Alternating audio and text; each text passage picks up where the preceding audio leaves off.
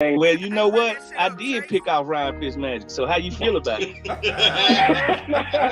Hey, He around I'm 18 not years. surprised how long you've been in the league and so many teams. So I'm not surprised. Yeah. I picked him off, but I picked off a younger version of Ryan. This older version of Ryan actually is pretty damn good, and he can flat out play. Don't forget the guy got benched in Miami for winning too much. So that tells you a lot about him and where he's at. And he's in the top, hey, believe this or not, he's in the top 5, top 6 in QBR and completions in the last 3 years of his career. He's got better. It's like wine. He's getting better. But I got something that I feel, as much as I know Ryan is going to help us win and he's going to be that guy, you know, sometimes in football, it's all about the story. I feel a Kurt Warner type story happening with Tyler Heineke. I just feel if Ryan Fitzmagic missed just 1 or 2 games, he'll never get his job back again. I feel that Tyler Heineke would get in there and really become Kurt Warner of the Washington football team. Yes, the guy that comes out of nowhere that was bagging groceries that turns into a Hall of Famer. I gotta feel it. How does that OG title make you feel to know that you had made an imprint into this fan base and things like that? Oh, that's what it make you feel. Oh, you used to look at the guys like B. Mitch and Doc Walker, you Sonny Jurgensen's, and you like, man, they played and they was a part of historic teams, and all of a sudden, we didn't have any history. I think we brought a different energy to the city, and just having the luxury of playing with Sean T and playing with Santana, myself, Marcus, Chris Samuel. I think the guys, Smoot, those guys that was in that community meant so much. Even the unsung heroes, the Mike Sellers, the Rock Cartwrights, the Kerry Campbells, the list goes on. The people that was just embedded in the community and that meant well or did well. And then you have those guys that didn't do shit there that the community can't stand. So everybody came in, the guys that during my time, the LeVar Harringtons of the world that was everything community that participated, yes, that sir. was around. Yes, the change sir. Today. Cut this thing off. Cut this thing off right quick. I think it was Turn that down. I just. All right, add my boy AJ in here. Here we go. And boom. What's going on? Welcome back to another episode of the Trap or Die podcast, provided to you by 214 Media. I'm your host, Jamal Forrest. I'm here with AJ, Dre. Got some things going on. His son is shooting, man.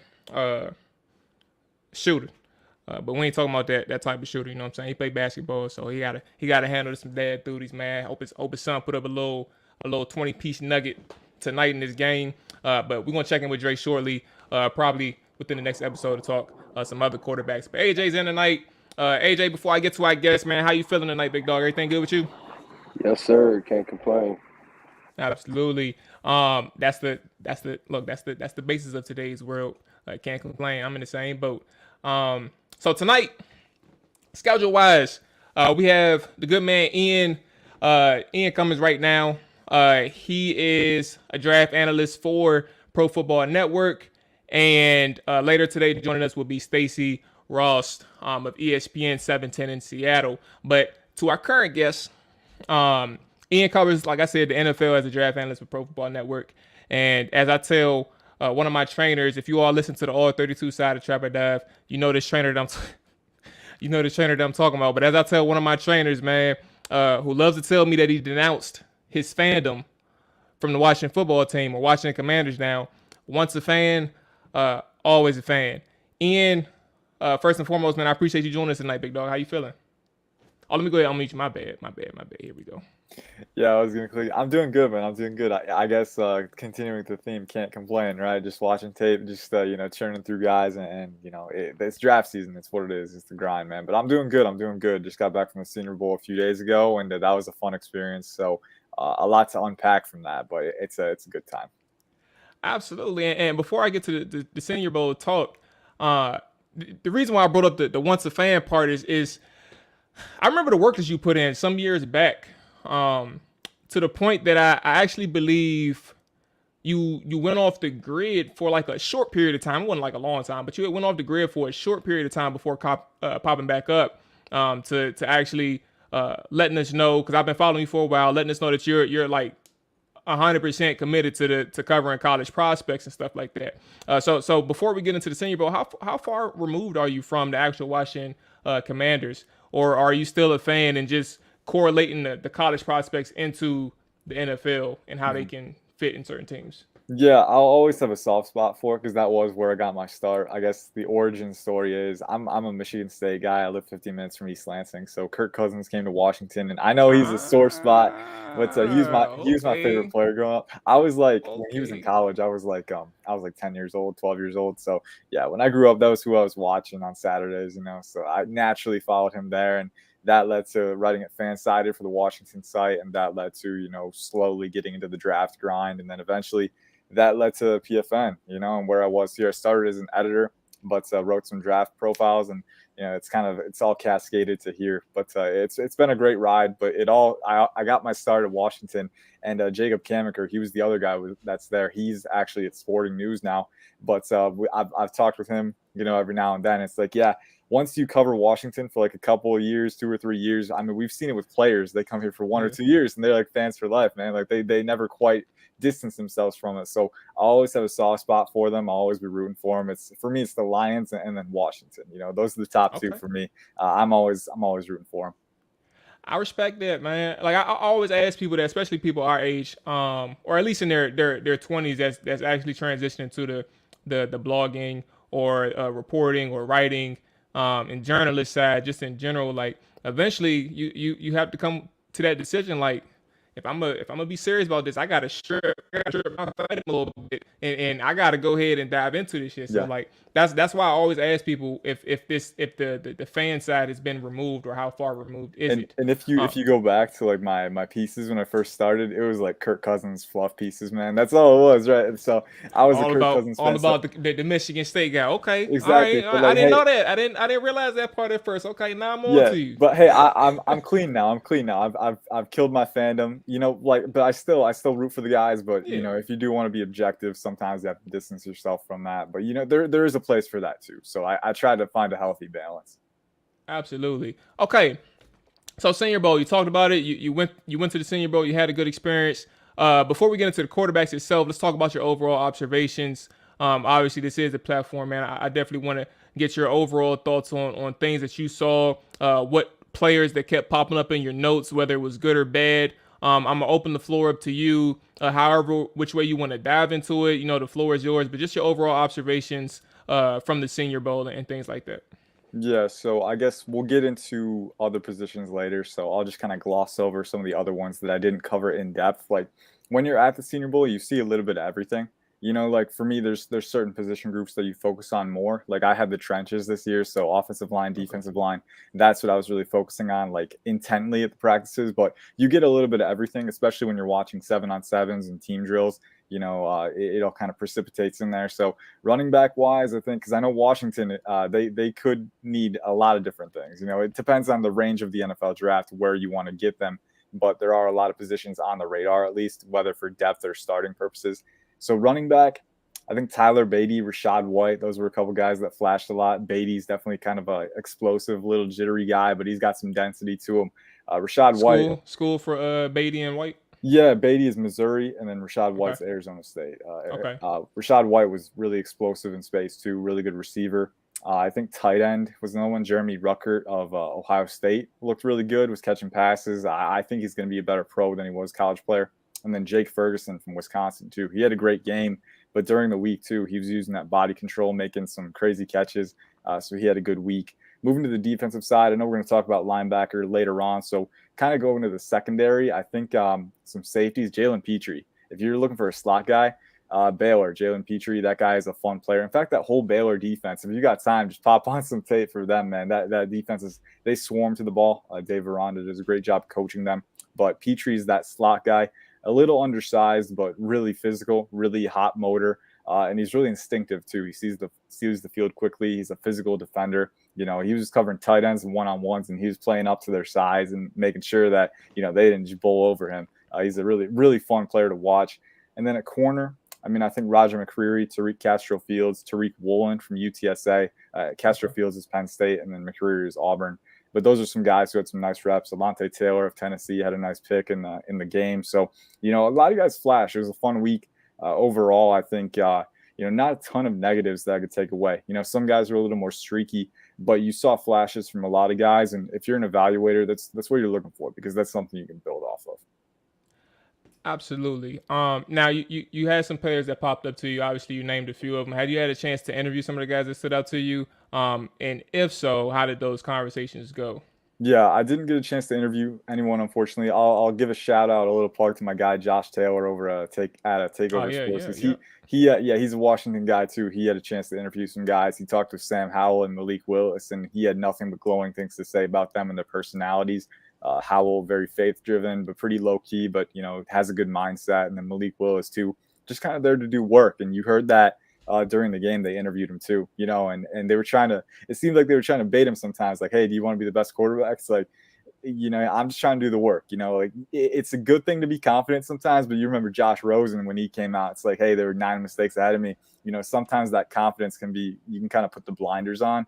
So it's good to know that these guys kind of have that work mindset. Like, hey, I do have the chip on my shoulder where I know I have the talent to be the best, but I know I got to put the work in too, and I think Kenny Pickett was another guy who kind of came out. Yep. People thought that this season was a flash in the pan, right? And he's like, I'm on a mission to prove that it wasn't, so it's like these guys know they have the talent, but at the same time, they're not resting on their laurels. And, from what I picked up, that's a great thing. Next year, I'm going to try and get more in the interview game. I'm going to try and get a little more up close and see if we can get some good quotes from guys. But what I saw from my perspective and hearing from other people, a lot of these quarterbacks have the right mindset. So that's a good thing for Washington. Yes, absolutely. Now, one more thing before we get to the quarterbacks. You had mentioned the linebackers, and then you also mentioned the trenches as well. Your assignments this year was the trenches. And before this conversation, I actually didn't know that part, the trenches, the offensive line, defensive line. I think one of the good things for Washington is that on paper, it appears that they're set. As on defense in terms of the defensive line, obviously the offensive line, but there's a huge piece missing from the offensive line in the right guard. The interior can be a little bit shaken, given that the center himself, now he's not going to get replaced, but he's dealing with a knee injury, and we're talking about Chase Ruyer. He's dealing with a knee injury, and he's going to be recovering from that, or a shin or fibula or something like that. In your eyes and your opinion, who were some people that stood out in the trenches in terms of how they can benefit Washington? Because there are some depth needs on edge for the defensive side of the football.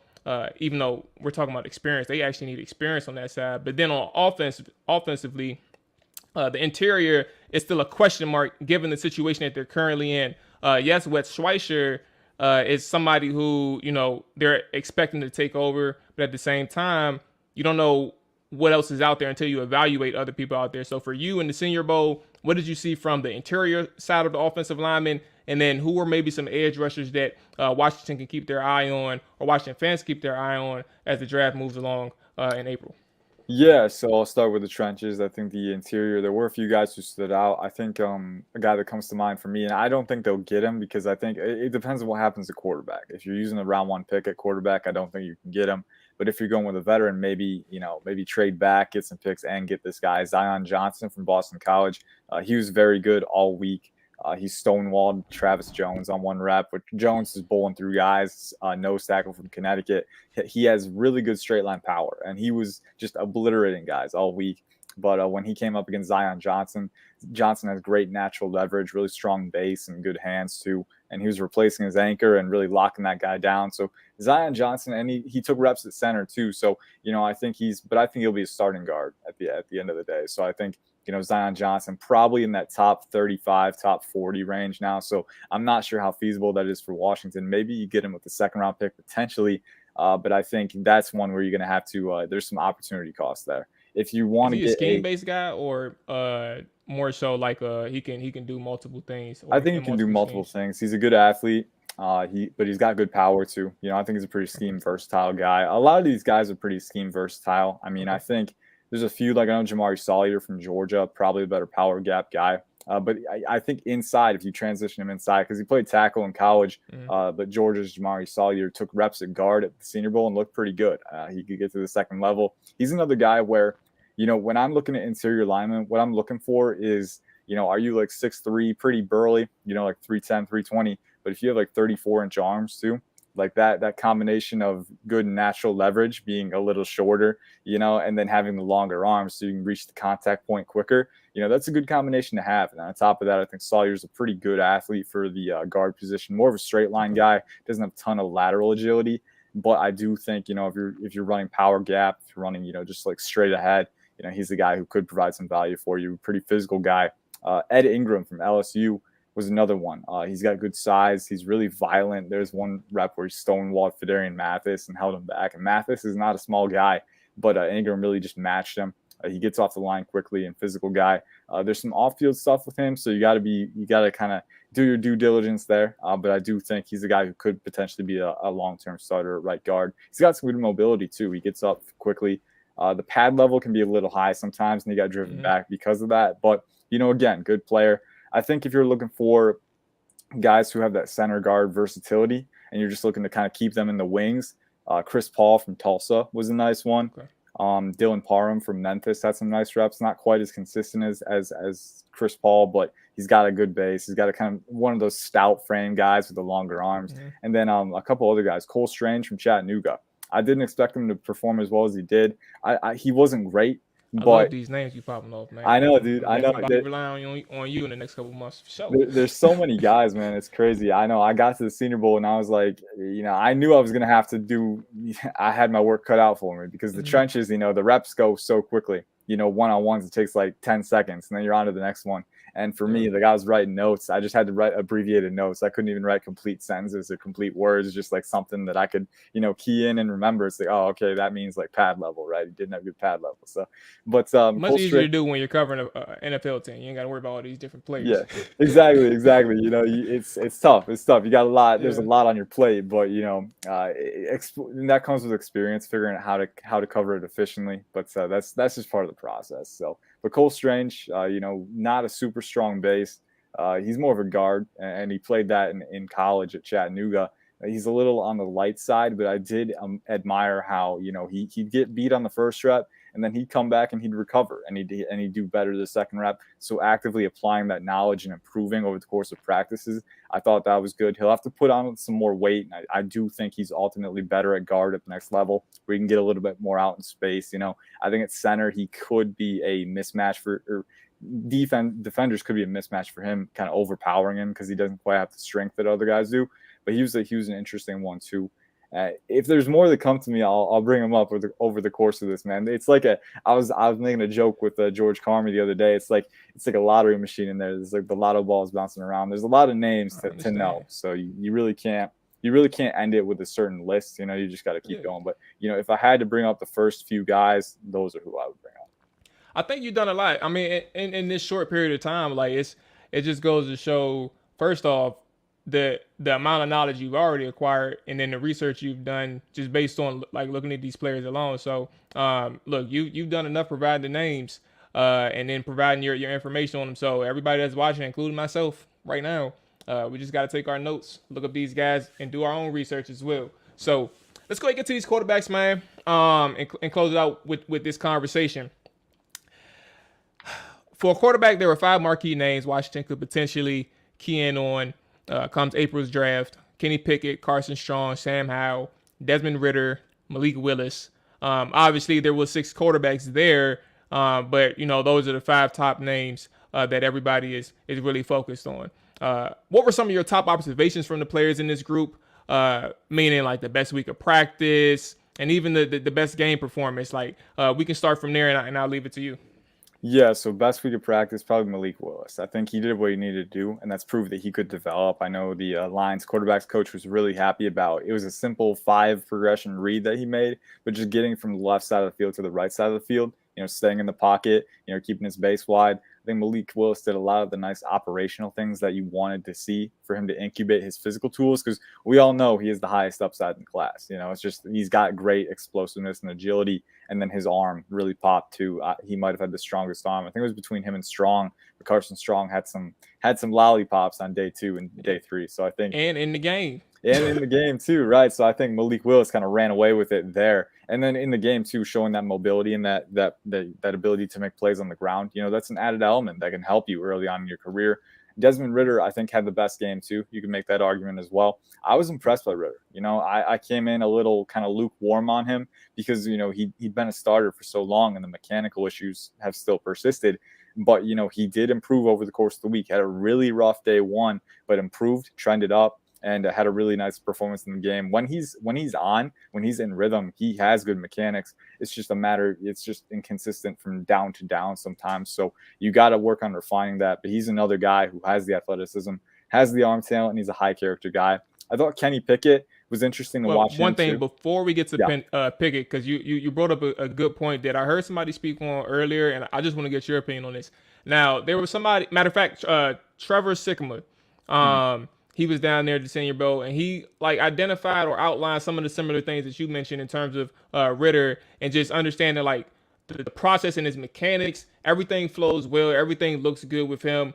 The issue with him was the accuracy and his inconsistency from down to down. His concern, and I want to see if how you feel about this. His concern was that when it comes to Ritter and quarterbacks in general, sometimes accuracy is just innate. Either you got it or you don't.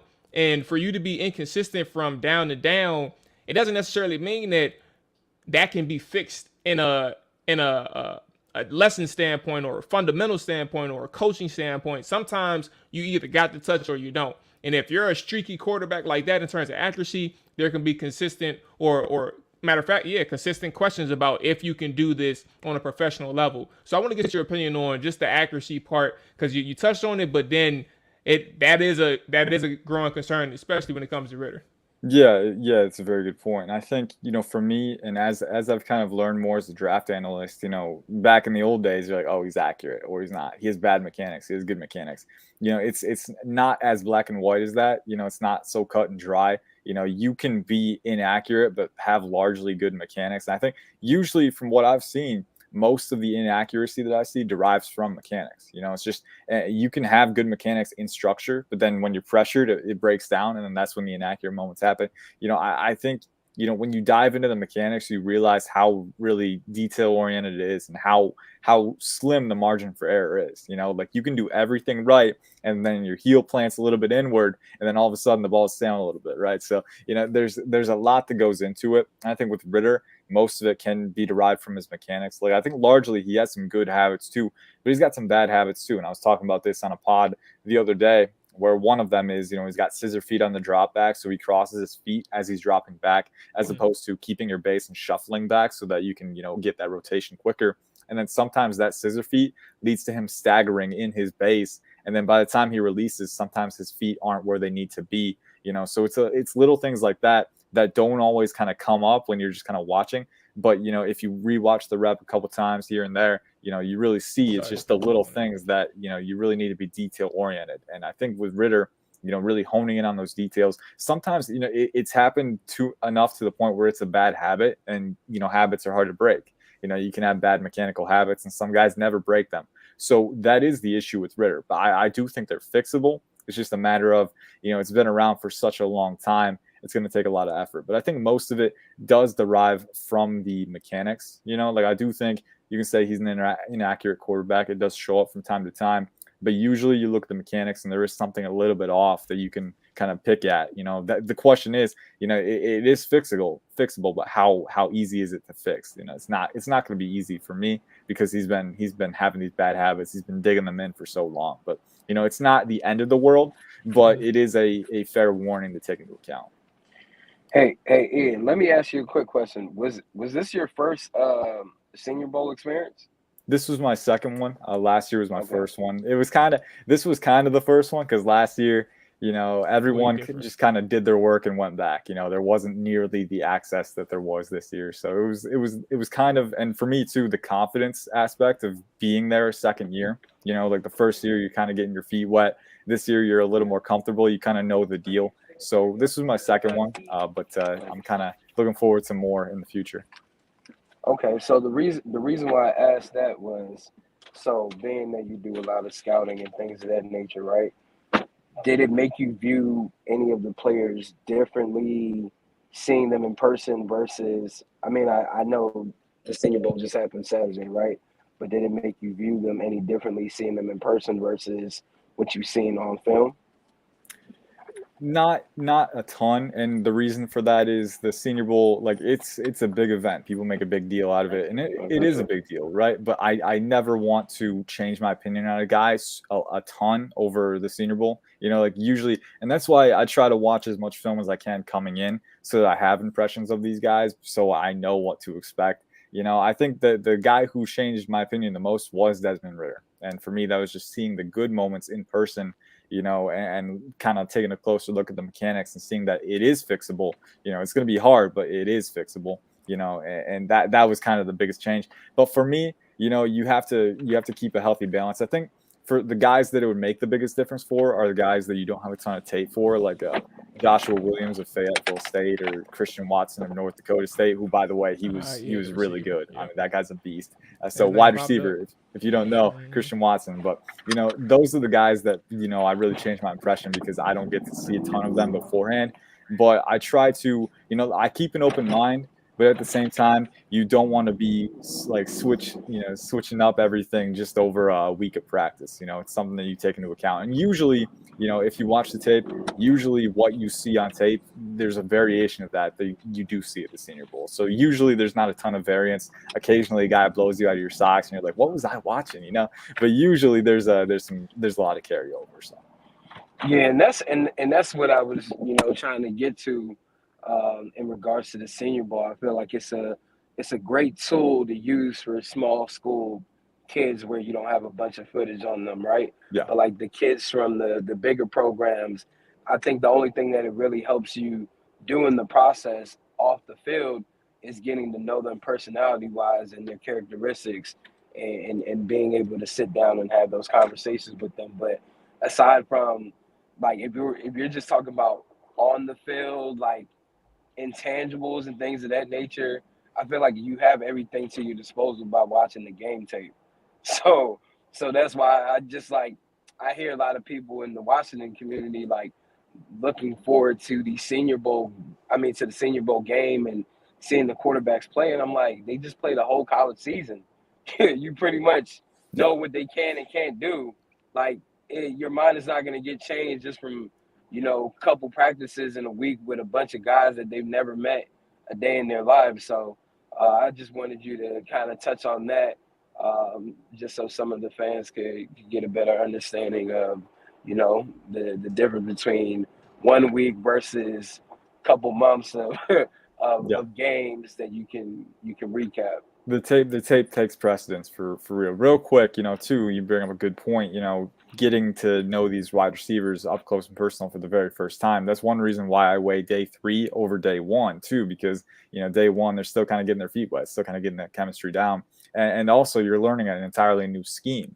Like you're running plays from the scheme that, the teams that are coaching you, though, that they run, right? So it's new information that you're taking in. So in that sense, the Senior Bowl is valuable to see how the quarterbacks retain and apply that information.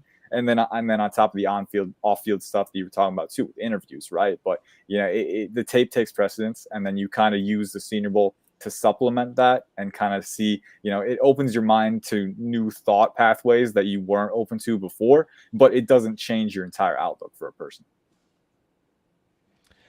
Absolutely. So a couple more questions regarding these quarterbacks. I know we stopped shortly on Kenny Pickett, so I'm gonna ask this question. If you have your thoughts on Kenny, go ahead and shoot them off. But in terms of the overall week of the Senior Bowl for the quarterbacks, did anybody's stock get hurt from Senior Bowl week? And second one is, what are your top concerns for the crop of this quarterback class, and I'll leave it from there. So if you have something to say on Pickett, go ahead and I'll see those two. Yeah, so I guess the guy who stock decreased real quick, I think it was Carson Strong. I think, and he had some good throws, Yes. especially on day one. But day two, a lot of his deep passes were sailing. You know, he really had trouble getting the trajectory down. It looked like he was kind of just taking risks down there, not really thinking about the process. And then on day three, there were some nice throws, especially in the red zone drills. I think his arm talent really pops. He's definitely got high level arm talent. He can kind of layer those passes with velocity and touch better than most guys can. But, you know, he's just inconsistent, man, especially on those deep throws. I know he had a pick in the game. You know, it's just he really wasn't going through the process very well. And then on top of that, you know, his mechanics were a little off sometimes. Like he was tucking his elbow. He had a little hitch at the back of his drop. So there were things for him to improve. I also heard he didn't interview well as the other guys. So I think overall Carson Strong's dropped. Kenny Pickett was an interesting one because watching him, everyone was talking about the hand size and especially, you know, handling NFL footballs because they tend to run a little bit bigger. How does he do that? They use NFL footballs at Senior Bowl week. Yeah, too, right? yeah, they do. So it's kind of an adjustment. It's not an adjustment for most quarterbacks, but for Kenny Pickett, who was rumored to have 8 1/4 inch hands, which is historically low for a prospective starting quarterback. You know, it is something to take into account. He's also got a double jointed thumb too that increases the range of motion for his thumb, right? So there's a lot of wild cards in this scenario. But we got a really good look at the situation on day two. It was raining all day. And I think overall Pickett did what he needed to do. I think what he needed to do was prove that it wasn't a liability in those conditions. I think he did that in college with the college balls, especially against North Carolina this past year. Late in the game, it was pouring, and he closed it out. He had a couple of wobbly passes, but overall, you know, it affects every quarterback. Like you'll see NFL quarterbacks in rainy games. Sometimes a pass or a snap gets away from them. I think that was the effect it had on Pickett in the Senior Bowl practices. I don't think it affected him any more than you'd expect it to affect a normal quarterback. He still got good velocity on his passes, largely tight spirals. So I think Pickett, you know, didn't have a spectacular week, didn't blow anyone away. But I think he did what he needed to do to prove that he could be a starting quarterback. And that's, you know, the hand size. To me, it's a non-issue at this point. You know, we'll see. We'll get more information, especially at the combine, more throwing drills. But to me, he was generating good velocity. He was getting good spin. And I think that's all that you really needed from him. So I thought Pickett had a solid week. I think, yeah, Strong was the one who really just kind of tanked a little bit. And I don't think he tanked too much. But again, you know, the deep passes, which was kind of his bread and butter in college, you know, at the Senior Bowl was really inconsistent with his trajectory, with his accuracy. It's not something you want to see from a pocket passer who's supposed to be, you know, doesn't have that mobility to bail him out all the time. So I think that was what I picked up from that. As for the quarterback class as a whole, I think the biggest thing for me is the uncertainty. I do think there's talent here. You know, Malik Willis, a very talented quarterback. Desmond Ritter, very, very talented. Sam Howell, I think he's got a good arm. I think he's got good mobility. Kenny Pickett, I'm a little higher on his ceiling too. I think he's got really good off-platform ability. That's what sold me on him initially. But he's a good athlete. He's going to test better than people expect, and he's got a pretty good arm too. Not a super strong arm, but I do like that he can change his arm angles and generate velocity off-platform. So I think that all these guys have the talent, and even Carson Strong, you know, even though he dipped a little bit, he has a high level arm. So I think there's talent there. The biggest thing for me is there's not the level of certainty that you have with prospects in previous and future years. Like last year, we all knew that Trevor Lawrence and Justin Fields were worth investing in. We all knew that Trey Lance was worth investing in. And then next year, you know, looking ahead to CJ Stroud and Bryce Young, we're pretty sure those guys are going to be worth investing in. They look very bright and very talented for their young age already. But this year's class, you know, there's not a guy who you can pick out and say, yeah, I'm pretty confident this guy can be a top 10 starter down the line. You know, some guys have the upside, like Malik Willis has the upside, yep. But at the same time, there's a lot of projection that goes into that because his college tape isn't great all the time, right? So it's definitely more uncertain. I do think there's talent there, starting talent that you can win with, but it's just a matter of how is that talent going to pan out in the NFL. And I think in previous classes, we've been more confident saying, yeah, you can invest in this guy and it's going to pay off. We're not quite so sure this year. Me personally, you know, I think you get these guys in a good situation. I think you can win with them. But, you know, there is an element of uncertainty that really can't be denied. Absolutely. Right. Oh, shoot. There you go. Okay. So before we get up out of here, just let the people know. I don't know. Oh, is that me? I think that's me. Hang on. Oh, okay, all right. No, I just got confused for a second. All right, let the people Yeah. know where they can find you, where they can hear from you, all those good things, man. It's Plug Talk. Let the people know, and then end it with your guest right now on February 8th. We're not gonna hold you to it because we're definitely gonna have you back on and check in with you down the line before the draft. But just let the people know who would be your quarterback one for Washington. Just one name. Okay. So there you go. Yeah, you can find me at Ian_Cummings_9 on Twitter. Pro Football Network is at PFN365. As for my QB1 for Washington, I know Ron Rivera, there's pressure to win now. I think the win now guy for you, the best chance to do that is Kenny Pickett. Provided the hand size is a non-issue. He's got the experience. He's got the processing off script. He can manipulate safeties and use his eyes. I think for me, Pickett's the guy, but hey, there's a lot of time for us to change our opinions. So always keep an open mind, but that's what I got, and I'm sure I'll change my mind next time I'm on. But we'll see. We'll see. That's why I said February, man. February 8th. We're gonna check back in with you, and if your evaluations change or get updated, that's why we got to timestamp this thing. Exactly. But yeah, Ian, I definitely appreciate you coming through and talking to some Senior Bowl quarterbacks, and obviously the rest of your prospects, some of the people that stood out to you, big dog. Be safe. Enjoy your well, it's Tuesday, so I guess enjoy your week. I was going to say weekend, but enjoy your week. Stay safe and all that good stuff, and I'll definitely be chopping up with you down the line. Yes, sir. Thank you. Appreciate it. Yes, sir. Yes, sir. All right. And boom. There goes Ian Cummings. Make sure you go ahead and follow him. Make sure you go ahead and check out his work. He does a good job, man, and follow him for a minute. And now, ladies and gentlemen, join us on the Chopper Dive. We have Stacy Rost. Stacy covers, like I said, Seattle Seahawks for ESPN 710 in Seattle as a writer and the host of the Jake and Stacy show. It is important to note, too, that we, along with everyone watching live, are in the presence of greatness. Stacy once took home a trophy for what? The Bold Lake Elementary stockbroking contest? So, yes, can you hear me okay, by the way? Absolutely. So I figured, we had to put your accolades out there. Thank you. Let the people know who we dealing with right now. Stacy, how you doing tonight? I appreciate you joining us. Thank you for having me. I'm so excited to talk. I would like to tell everyone, with the time difference, I am still at work.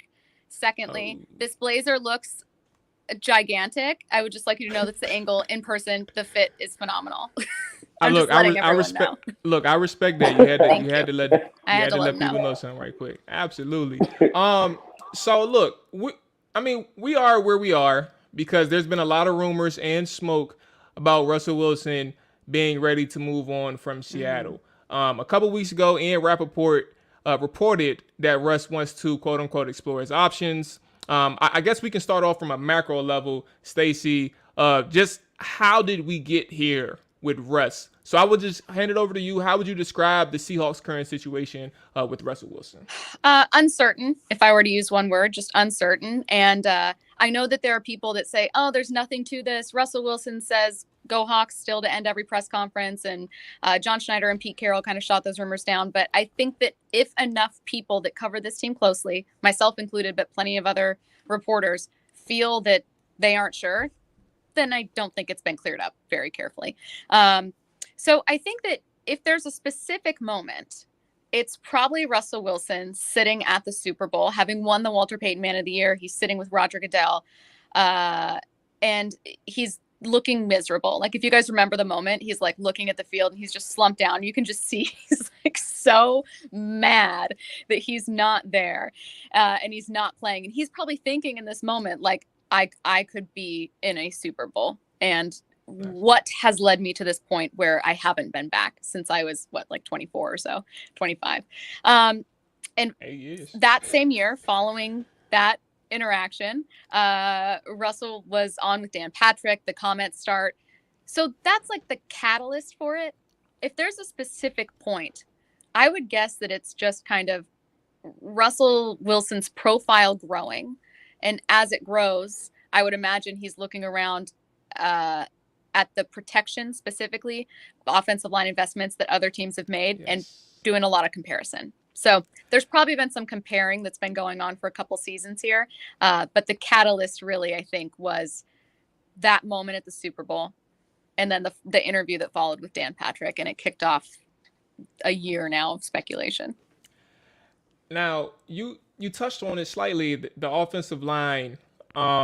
Stacey, for years, the discussion when it came to Seattle's offense was just the revolving or the lack of talent around the offensive line unit. And then when you point to a team as a whole, the concern with offensive coaching staff, specifically the coordinators. I'm not too sure about assistants or anything, but I know the coordinators have always been different. The defense has regressed from a talent standpoint. Obviously, you still have the key call. You had KJ Wright for a long period of time, and obviously Wagner as well. He's still always been around. However, from a aggression standpoint of talent and also being unable to replenish through the draft, Dakota, I'm gonna need you to relax. I'm doing something right now. Yeah. How frustrating has it been for a person invested in the team? Obviously, you're covering it, but how frustrating has it been from that standpoint? And do you think that Russell has had that moment or those considerations at the top of his list, not just the offensive line, but just the team's direction in general? Absolutely. And here's what's interesting about it is like, you can kind of make arguments for either side. If you're John Schneider, you're listening to Russell Wilson complain about talent acquisition and saying, well, I mean, we paid you starting in 2015 and we just paid you again in 2019. And when you eat up that much of a salary cap, it's going to be really tricky. Oh, also, I don't know if you've noticed this, but the 3 other teams in our division have used high first round picks, which we haven't had because we've been winning for 10 years. So there's an argument to be made kind of defending some of your missteps, or rather your lack of opportunity at those prime picks, or the lack of total cap space. But at the same time, you've had picks to trade, and those trades have failed. You brought in Jimmy Graham. That trade didn't work, in part because when you brought him in, you didn't use him the way he was used in New Orleans. You used him as a blocking tight end, which is weird, because he was never good at that and never great. And even then, after the first year of being like, maybe he isn't so good, let's run it back. Let's try the exact same thing next year. Like, they didn't figure it out until his final season, at which point Jimmy Graham was probably like, I'm out of here. Yeah. And you've had Percy Harvin. That obviously didn't work out. Jamal Adams, which is like a TBD moment. So those are all first round picks, if you think about it. And you traded them all to 2 players who didn't work out long term, and 1 player that is like, you're not so sure if he's going to work out or his fit for you. So I think I tend to side, if there is a side to take, with the idea that the struggles with the draft and misses in free agency are contributing more to Seattle's struggles. The personnel is contributing more to the struggles than is Russell Wilson taking up a lot of cap space, or the Seahawks just not having a top 5 pick. Yeah, and I'll chime in real quick, and I agree with you as far as like John Snyder and Pete Carroll. They've had a lot of misses in the draft, and I guess maybe even for Russell Wilson, you know, what's made a big impact on him and seeing the trajectory of the team, and like really what does the future hold when you give up 2 first-round picks for a strong safety that plays in the box. You know, is that really a game changer that's going to help us move to the next level? You know, and we're in the division with the Cardinals, the Rams, and the 49ers. So just me outside looking in, if I'm Russell Wilson, I'm like, there's no money to attract free agents.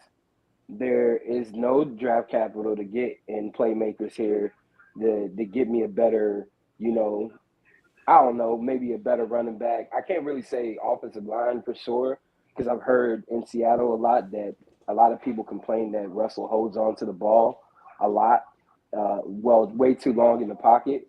They're saying that it's not really the offensive line, it's more so he just holds on to the ball forever. So eventually he's going to get hit or sacked.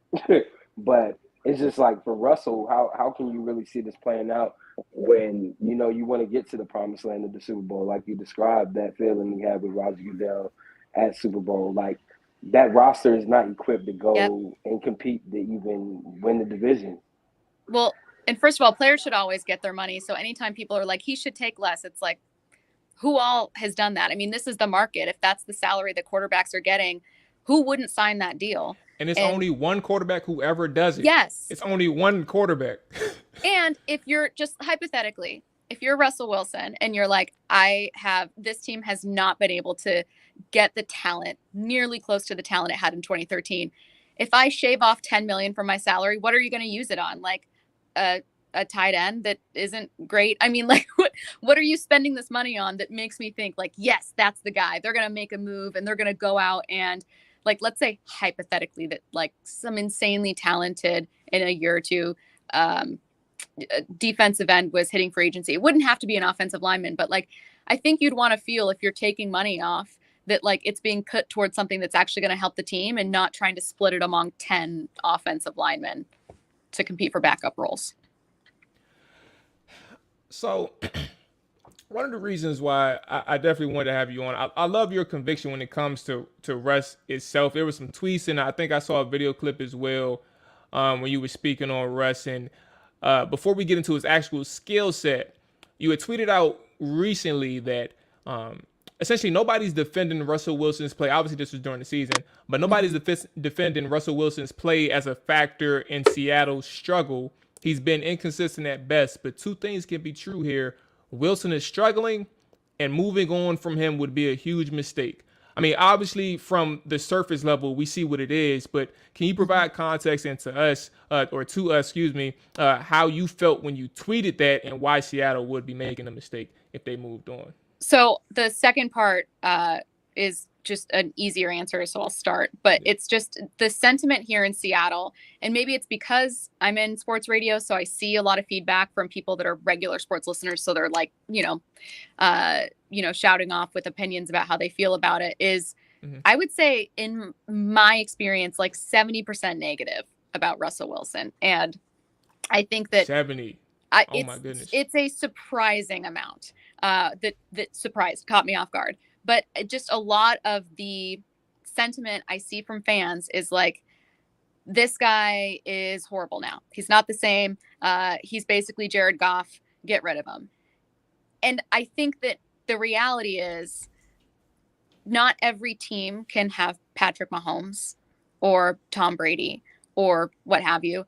And this idea that if you move on from Russell Wilson, who even if this last season and the half season prior were a true mark of regression for him, not just a down year, but truly he's regressing, you can probably still win a Super Bowl with that version of Russell Wilson if you get some more talent around you, right? Like there's a best 3 quarterbacks ever. And then there's guys that are just good enough that you can win with because they have enough talent there. And I think that what I'm seeing from a lot of fans is this idea that like Russell Wilson is too flawed and not good enough anymore to win at all. And I just think that's factually incorrect. Like, I think that there's complete nuance missing from that both things can be true. Your quarterback can have genuinely regressed and not be maybe even like a top 5 quarterback. Who knows? And also he's the best option you're going to get, because who are you going to get in the draft with a poor quarterback class? Who are you going to find in free agency that's better than him? And if you trade, you're kind of back where you were. Like, what are you going to do? Trade for Aaron Rodgers, who has a greater cap hit next year? Like, it's just, you're out of options that are better. And so I don't really get what people think moving on with him will solve. Absolutely. First off, Amani, I appreciate the resubscription on Twitch, man. I appreciate you rocking us. It's been a little minute. Yeah, 5 months it tells me, man. I appreciate you. I hope all is well with you. Okay. So actually one more thing. You mentioned the injury. Just we could be quick on this one, but can you shed light into the actual injury and just how it meshed with his production? Do you think that he may have came back too soon, or is this something where it was just a rocky season for him just to begin with, and it just didn't stop? He absolutely came back too soon, 1,000%. Like he looked horrible against Green Bay, and at that point, it just they'd already, you can't put the toothpaste back in the tube. If you take him out now, you're benching him, and that's the narrative. So they just continue to roll with it. He suffered a torn, ruptured tendon, and then several fractures in his finger. And should have been out probably minimum. Awful. I know. Should have been out minimum 8 weeks. Was basically out half of that. Did not look the same when he came back. There was just like watching it in person. There was just a couple throws that didn't have the same zip, first of all. And then they'd be like weirdly off target for throws that 10 out of 10 times he would have made. So the accuracy was an issue, and just getting enough zip was an issue. And that, I would say, by the end of the season, I noticed a difference in that stuff not being there anymore. So I do think genuinely by the end of the season, he was significantly healthier than he was when he came out against Green Bay. But as far as for the issues prior to that, some of them did pop back up. Like you mentioned, him hanging on to the ball, that's still an issue. Like didn't really change. And just some questionable decision making sometimes. Like he's had some pretty ugly picks this year and last that feel new for him.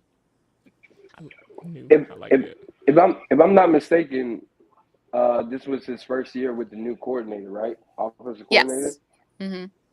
Okay, so one of my questions, which I thought was like pretty weird, with you being in the Seattle market and working, so closely with the team, how did you and the rest of your peers feel when news leaked of his agent, I guess selling Adam Schefter of these 5 teams that he would be interested in, such as the Bears, Cowboys, Raiders, and all those teams have quarterbacks or now have quarterbacks. But was that not a weird situation where the agent of the player is mentioning other teams that they're interested in going to during, like, I think it was like maybe 2 months away from training camp. Yeah. That was like the first time I've ever seen anything of that nature before, but I'm just curious to how the market took to that news. Yeah, I think his agent, Mark Rogers, is kind of messy, but that kind of makes him a good agent for Russell. So What makes him a great agent for Russell Wilson probably drives the team crazy, I would imagine. And hey, he got him at the time like the richest contract in the NFL. But so at the time, I think it was this article came out in The Athletic, and they listed 4 teams, and the Miami Dolphins and I think the Jets were 2 of the 4 teams listed. And that was from Mike Sando and Michael Shantugar. And I think that what happened is Russell Wilson, his agent, saw that article and was like, I'm going to come out and correct these 4 teams because there's no way Russell Wilson would be willing to go to the Dolphins and Jets. Would I have done that? Absolutely not.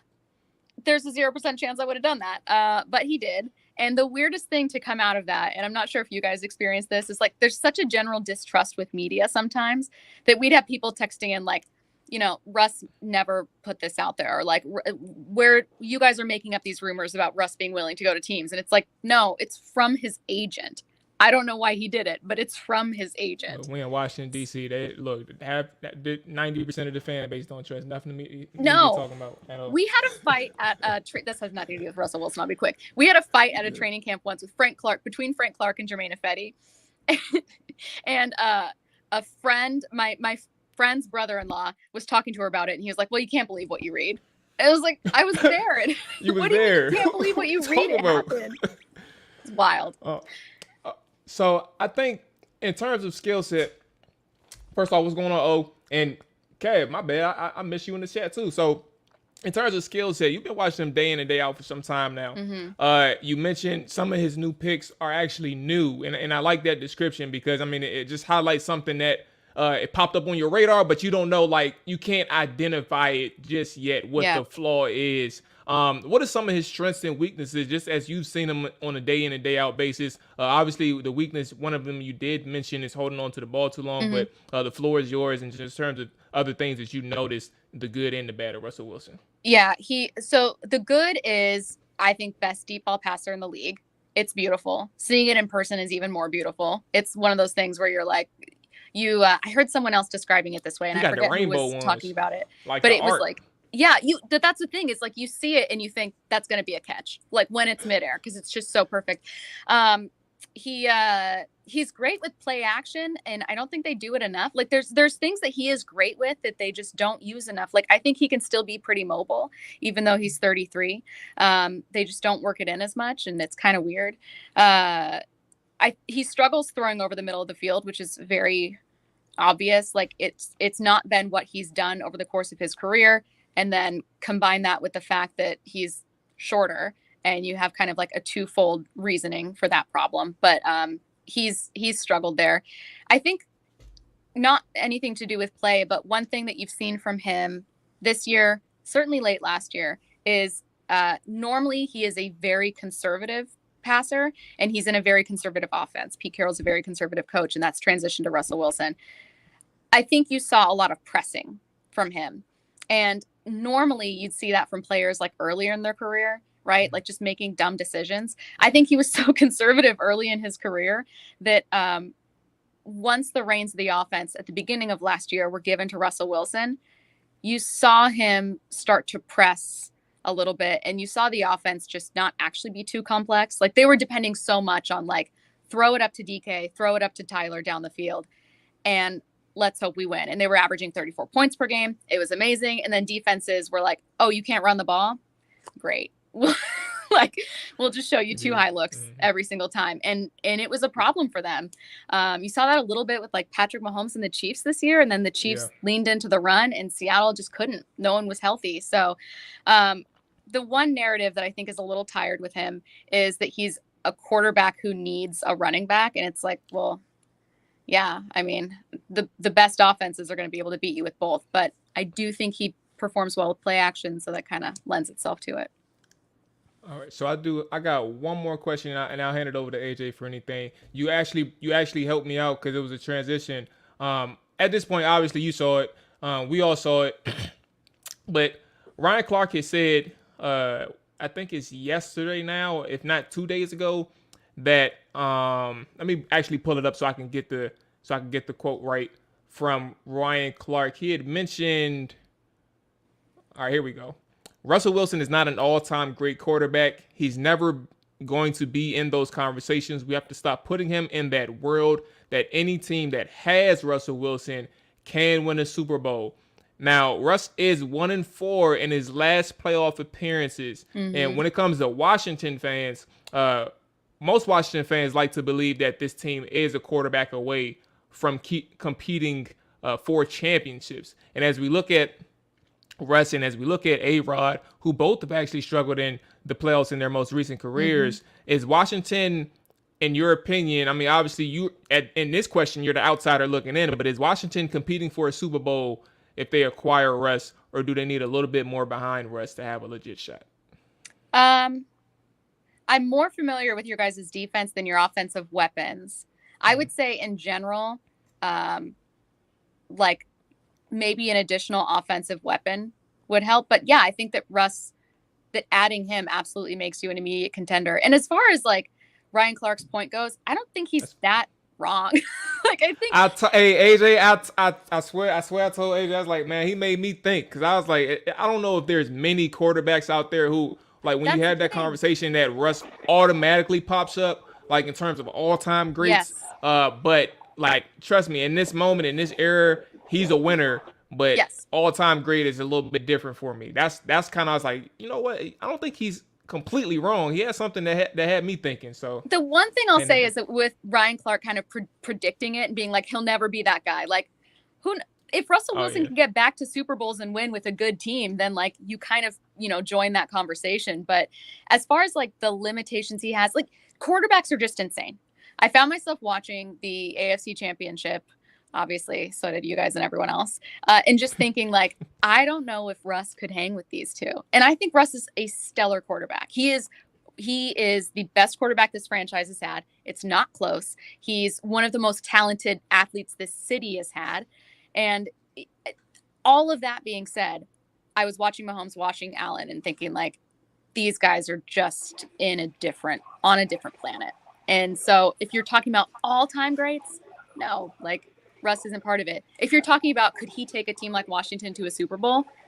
Yeah, I mean, like, add as much talent as possible, specifically like some nice offensive weapons. You've got great pieces on defense. I don't see why not. Yeah, I don't know. I see Russell Wilson as an elite quarterback. He just hasn't been provided the tools to show off, like maybe like a Mahomes or a Josh Allen. Like, I don't really know of him having a true number one wide receiver. Tyler Lockett is pretty solid. DK Metcalf, I think a lot of things are blown out of proportion because of his size, his speed, and possibly running down Buda Baker. But I don't see him as a complete wide receiver. Like, I don't see a guy that's out there running a full route tree And you could see that this year, like he struggled big time. And that's exactly the reason why he kind of dropped in the draft coming out of Ole Miss. But I just don't see Russell having tools that we could reference to, like Mahomes is playing with Tyreek Hill, Travis Kelce. I don't know if Russell Wilson ever really playing with a great tight end. Like you said, they brought in Jimmy Graham and had him doing the thing that he does the worst overall, which is block. So it's just like it's kind of hard. It's kind of hard to talk about these guys, now in this early stage, and I think we look over the fact that Seattle also had a great defense. That was one of the more dominating defenses of all time in the NFL history, but Russell has never really played with elite talent on the side of the ball as him. Like, never played with a top 10 wide receiver, never played with a top 10 tight end. He's never had a top offensive line unit or even an individual player. So, he had Marshawn, but we know what happened with that. 1 yard to go to win the game, the Super Bowl. But outside of that, I think he's an elite quarterback. I just think Ryan Clark is a hater in regards to Russell Wilson. And I know Ryan, but like the comments lately have just been kind of out of pocket. And even me and Maul were talking about it earlier today. I watched the interview that Fred Taylor, Channing Crowder, Ryan Clark just recently did with Marshawn Lynch on Pivot. And he mentioned something about Russell Wilson's personality, once again feeling like it was fraud. Like, and I'm just like, oh, maybe he just has a personal, gripe with him. But I think he's an elite quarterback. I just think he hasn't had all the ingredients that you would probably like. And I think Russell understands that too. That's why he's jealous of other guys' positioning, because he's like, when the hell am I going to get my Tyreek Hill, my Mike Evans, my Chris Godwin, or my Rob Gronkowski, right? Or whatever the case is. I'm just stuck here in Seattle, like.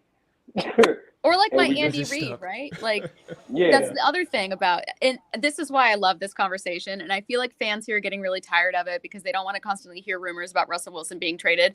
I think it opens up conversations about, like, what's a quarterback mean for a franchise? What makes a quarterback elite? What makes him good? What makes him great? What's the recipe for a Super Bowl team? All these fascinating conversations that we could talk about endlessly. And I love that point because it's one where I get stumped. And I kind of think, like, how much of what makes a great quarterback is the environment into which he enters the NFL? And Russell Wilson entered with an historically great defense, Marshawn Lynch, but he's also spent his entire career playing under a defensive-minded head coach who's very conservative. They haven't ever had, like, great offensive coordinators who are incredibly creative. They play a very particular brand of football, and they've stuck with it even as Russell Wilson has continued to evolve and develop as a passer.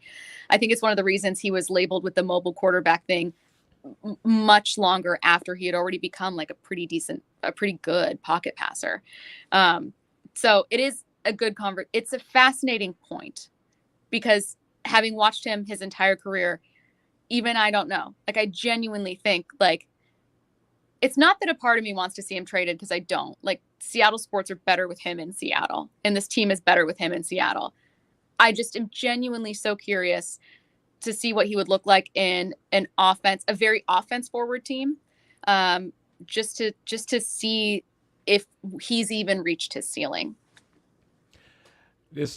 I agree. This is excellent. I think one of the good things that you take away from your responses now is just understanding how good y'all had it for the last 10, 11 years. Sorry, guys. It's I know. I'm young. You know what I'm saying? I'm a young guy, but I haven't seen no winning in Washington yet. But hopefully we get Russ and we can go from there. So I guess the last thing that I will ask you, and this one will be quick because I appreciate your time. You have been here longer than we anticipated, so I appreciate you hanging out with us. Just the trade conversation. What do you think it just takes for Washington to pull off a trade for Russell Wilson? Oh, multiple firsts for sure. And important to know, I heard like a segment on a DC sports radio this morning saying he doesn't have a no trade clause. He does. So Russell Wilson, he does have a no trade clause. Okay. So he would have to approve the trade. So just Okay. I'm going to add a quick correction to that. I'm glad you said that. I'm glad you said that. I'm putting that out later tonight then. So I'm glad you said that. So he'd have to approve the trade, waive the clause or whatever it is. And I think multiple firsts. I mean, I feel like the local conversation, when people aren't complaining, again, I've had texts being like, could Seattle still get a first round pick? And I'm like, listen to sports radio from any other city. Yes. I think, I mean, man, 2 firsts at least, I would think, and then go from there. But I would think that's the starting point. And anything less than that is just ridiculous. All right, Man, I think Seattle could get 3 firsts and a second round pick from this year's draft.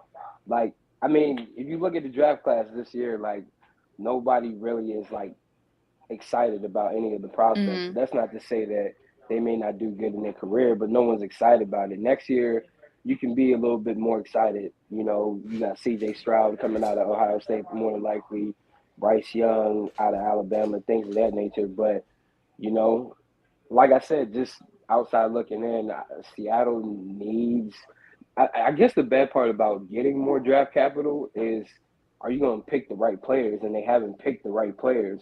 So it's like you could have an abundance of picks, but if you aren't picking the right guys, it doesn't mean shit. I'll just say it like that. It doesn't mean anything at all. But what is your likelihood of Russell being traded in general? Let's not even say Washington Commanders, but just in general, do you feel like the likelihood of him being in Seattle for the 2022 season is realistic or what?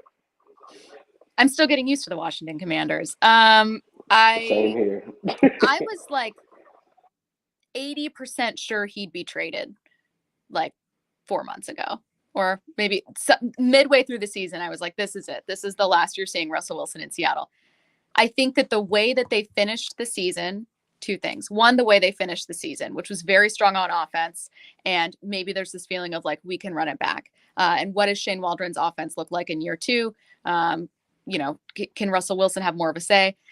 The other thing that changed my mind about it a little is Russell Wilson. This is my interpretation of Russell Wilson. Russell Wilson is someone who very much, I think, cares about being liked. And I think that he understands. I would wager he was surprised by the criticism he got after his comments to Dan Patrick. And I think that it does actually matter to him being able to finish your career with one team and being someone that matters to one team, because I do think he cares deeply about whether or not people like him, in my opinion. And so I think that those 2 factors considered, I've now flipped a little bit where I'm more like 80% staying as opposed to being traded.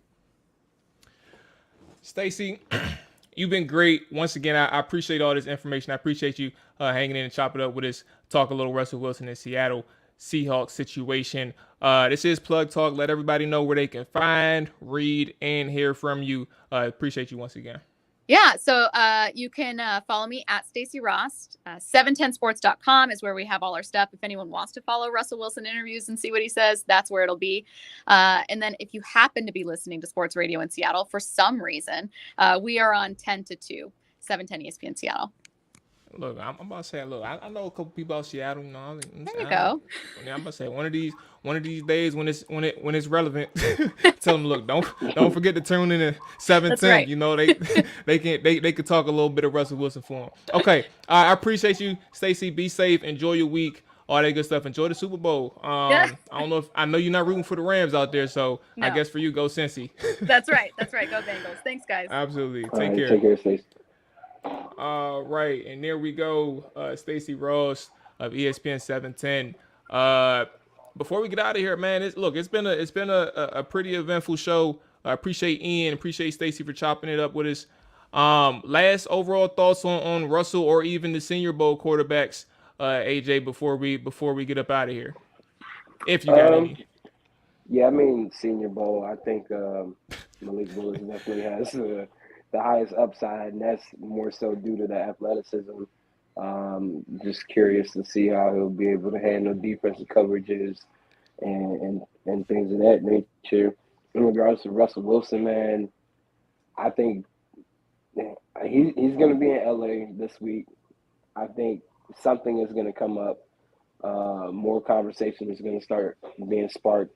Not saying that he becomes a Washington Commander, but at the end of the day, I just feel like there's no way that he could sit back and watch like the Rams in the Super Bowl, Cardinals competing, 49ers competing, and think that Seattle has a fair chance to make it against even those other three teams within the division. There's no way in hell he's smarter than that. And as even Stacy alluded to, he cares about what people think about him and his brand. Like it's hard to build a brand when you're not winning, and you're not competing for opportunities to be in the playoffs or Super Bowls. Like his brand was built off of the fact that he was competing for Super Bowls and winning a Super Bowl, and those three other teams in his division are only going to get better, Yeah. Like, I don't know what's going to happen with Cliff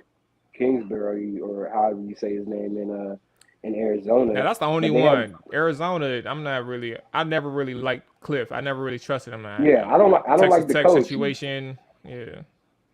I don't like the coach, but they got talent, We got That's DeAndre Hopkins still out there.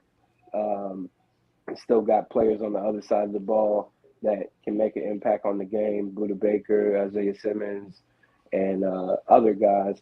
But in Seattle, I mean, you look on the offense, I think Chris Carlson is a free agent running back. Their offensive line is crap. DK Metcalf ain't no elite wide receiver in my opinion.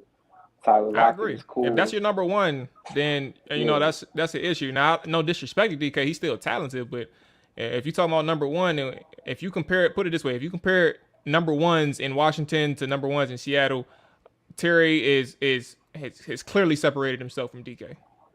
Yeah, so it's just like you really, and then on the defensive side of the ball, you've been trash. You just fired your defensive coordinator, Ken Norton Jr. Like you really don't have nothing to look forward to. Jamal Adams, the guy you traded 2 first-round picks with, has like a major injury that he's going to be rehabbing from. Like what do you have to look forward to? And you have no money to spend in free agency. So I just think long term, not even long term. I think he's going to force himself out of there, and with having a no trade clause in his contract, he gets to dictate the path that he wants to go. And we're looking at it from a brand standpoint. What's better to do than to go to a team that now has like a whole re-imaging?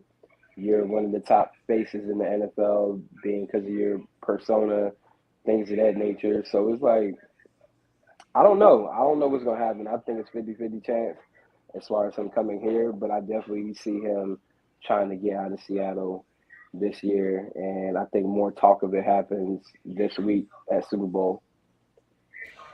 Yeah, you brought up a good point that we don't have to touch on right now, but once we get done with our round of interviews with all these the insiders for these teams, we'll have that percent chance conversation in terms of the percent chance Washington has for each of these quarterbacks. We'll evaluate all our options and things like that. So that's actually a good conversation to have. Okay. So we're going to go to get up out of here. Listen, everybody, appreciate everybody who tuned in. Appreciate everybody who's still tuning in. If you made it this far, because I keep forgetting to do it in the beginning, I'm terrible at promoting, and I got to do better. But if you like the content, please like, subscribe. Make sure you following us. If you're listening on the podcast, make sure you give us a rating, review. YouTube, Twitch. If you're watching on Twitch, the VOD or watching live, make sure you go ahead and hit that follow button if you aren't doing that. And obviously YouTube, same thing. Subscribe and give us a like. Share the content. You know what I'm saying? Help us out if you can. Things like that, to that nature. Next week, I'll be back tomorrow for the All 32 side of Chapter Dive. And then next week will be a little bit different. But we do have more interviews coming with different other quarterbacks, veteran options that we have to dive into and things like that. So with that being said, I'll leave us with the quote of the week.